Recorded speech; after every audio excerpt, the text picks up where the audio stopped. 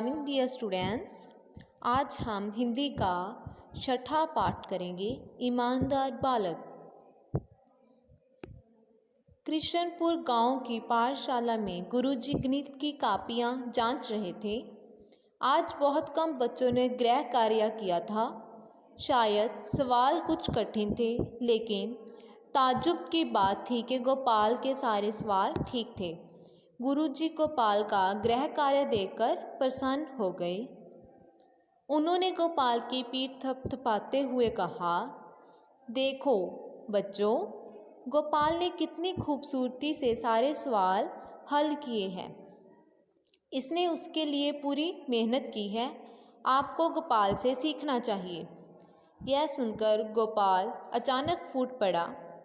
गोपाल को इस तरह रोते देख सभी बच्चे हैरान रह गए। गुरुजी भी एकटक उसी को देख रहे थे। उन्होंने उससे रोने का कारण पूछा, लेकिन गोपाल चुप रहा था। आखिर उसने धीरे से उठकर कहा, मास्टर जी, आपने मेरी इतनी तारीफ की, लेकिन मैं वास्तव में इसके लायक नहीं। मैंने ये सारे सवाल अपने आप नहीं किए। इनमें से कुछ सवाल मैंने अपने मित्र की कॉपी से उतारे हैं।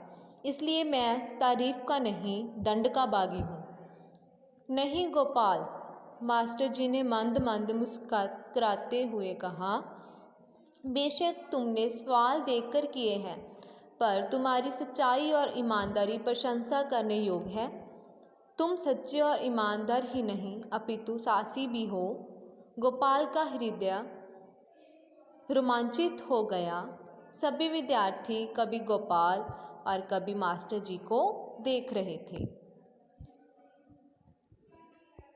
ईमानदार बालक में हमें गोपाल की ईमानदारी के बारे में बताया गया है और इससे हमें सीख मिलती है कि हमें सच्चाई और ईमानदारी जैसे गुण हमें होने चाहिए।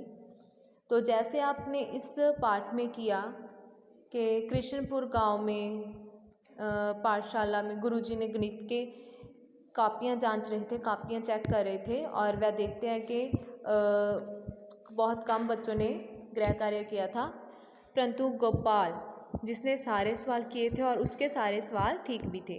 गुरुजी ने उसकी प्रशंसा की, तो अपनी प्रशंसा सुनकर गोपाल रो पड़ता है। तो तभी जब मास्टर जी उससे पूछते हैं कि रो क्यों रहा है, तो वह बताता है कि उसने अपने सारे सवाल अपने आप नहीं किए थे। उसने कुछ को सवाल अपने मित्र की कॉपी से उतारे थे। तो वह बोला, मैं तारीफ का नहीं, दंड का बागी हूँ। तो मास्टर जी उससे कहते हैं, नहीं गोपाल, तुमने बेशक सवाल देखकर किया है, परंतु तुम्हारी सच्चाई और ईमानदारी प्रशंसा करने लायक है। तो गोपाल का हृदय रोमांचित हो गया और इससे हमें सीख मिलती है कि हमें सच्चाई और ईमानदारी से काम लेना चाहिए। हमें हमेशा सच्चाई और ईमानदारी के राह पर चलना चाहिए। अभ्यास करते हैं। नीचे गुरमुखी और देवनागरी लिपि में दिए गए शब्दों को पढ़ो और हिंदी शब्दों को लिखने का अभ्यास करो। पंजाबी से हिंदी करनी है हमने। हल, हल का इसमें ईमानदार गलत लिखा हुआ है, वह अलग आएगा। हल का ह ल आएगा, हल। गुरु, गुरु, सच्चा। कृष्णपुर, मित्र, दंड। नेक्स्ट है, नीचे एक ही अर्थ के लिए पंजाबी और हिंदी भाषा में शब्द दिए गए हैं, इन्हें ध्यान से पढ़ो और हिंदी शब्दों को लिखो।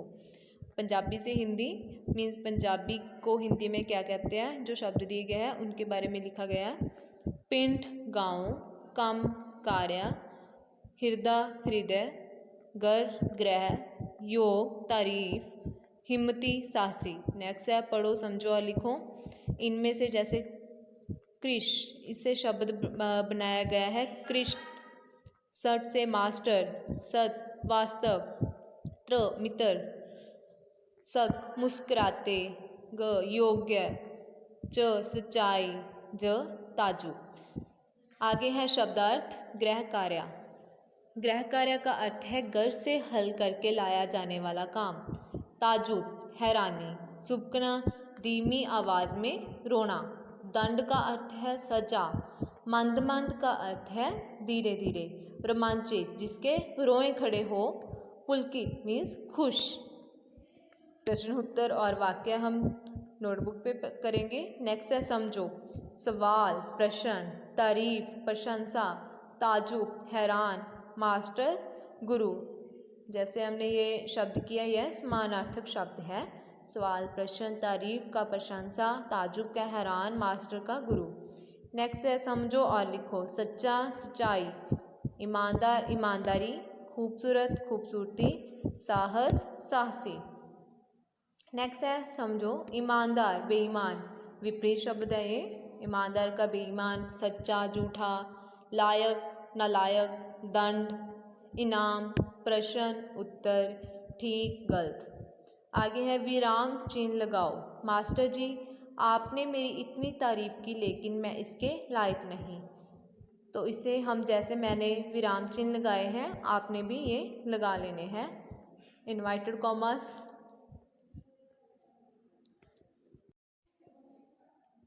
इसे हम हिंदी में बोलते हैं उद्धरण चिन्ह। मास्टर जी, आगे आएगा विस्मय बोधक चिन्ह। आपने मेरी इतनी तारीफ की, उद्धरण चिन्ह, लेकिन मैं इसके लायक नहीं। यहाँ पे पूर्ण विराम और उद्धरण चिन्ह।